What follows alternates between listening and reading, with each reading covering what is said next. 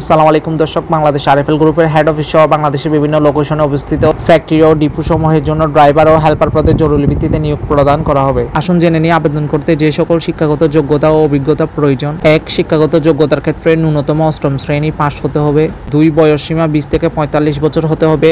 সুস্বাস্থ্যের অধিকারী হতে হবে। 3. অভিজ্ঞতার ক্ষেত্রে ন্যূনতম 2 বছরের গাড়ি চালানোর বাস্তব অভিজ্ঞতা প্রযোজ্য। ড্রাইভারের অভিজ্ঞতার ক্ষেত্রে ন্যূনতম 2 বছরের গাড়ি চালানোর বাস্তব অভিজ্ঞতা থাকতে হবে। ড্রাইভারের ক্ষেত্রে লাইসেন্সের ধরন হচ্ছে হেভি, মিডিয়াম, লাইট যে কোনো এক ধরনের লাইসেন্স থাকতে হবে।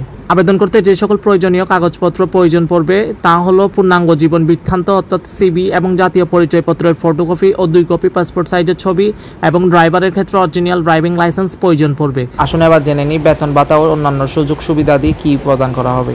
আকর্ষণীয় মাসিক বেতন ও ট্রিপ ভাতা ও উৎসব ভাতা এবং বাৎসরিক বেতন বৃদ্ধি এবং স্বল্প মূল্যে থাকা ও খাবারের সুবিধা রয়েছে।